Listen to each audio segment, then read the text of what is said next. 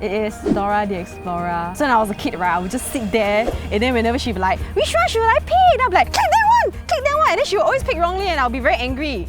Yeah, I guess I'm more adult Dora, but maybe the equal amount of annoyingness. Yeah, look how close, like, it really looks like.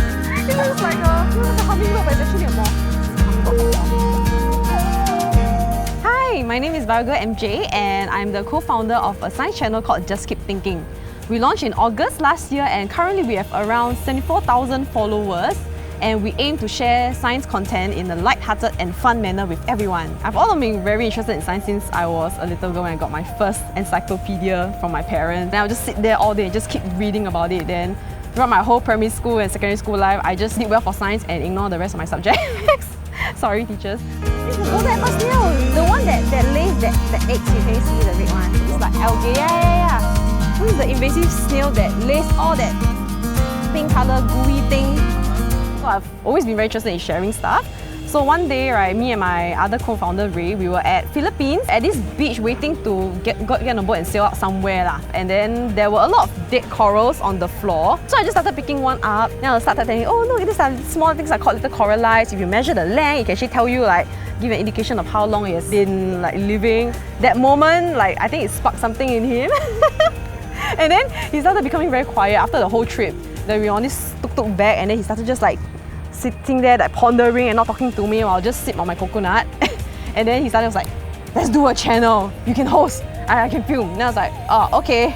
Then I was just there being very happy and just being myself, sharing stuff. So yeah, start from that one moment where I decided to pick up a coral and be annoying and started sharing a lot of things. And then like holding all like strands of webs. And then when the prey lands, right, it's like they will feel a ting, you know, like gu zheng ting, then they will oh, and go and check who they caught.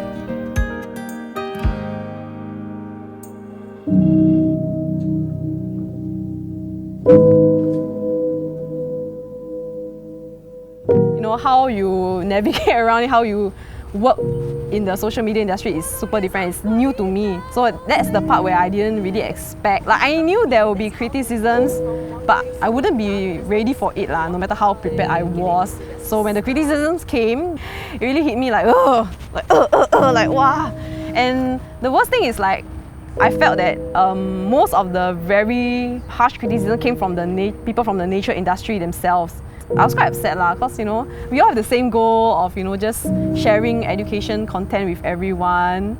Yeah, and I thought that perhaps they will be happy that I'm doing this, but apparently not.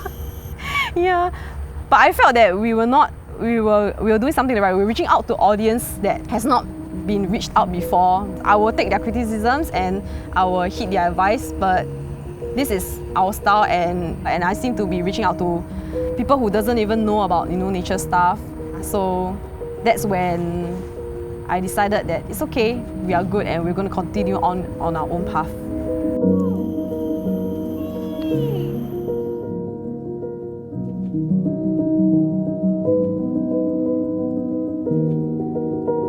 At first it was a bit difficult for me because I'm someone who actually acts on my emotions quite quickly. I'm still quite emotional, but I've improved on it a lot. And like, I realized that just people have different priorities and, you know, behind the computer screen, everyone will just tend to get a bit more direct with their words. So from this experience, I learned to be a bit more PR. So I learned to just take a bit where like calm down and just keep in my mind to be nice and be kind.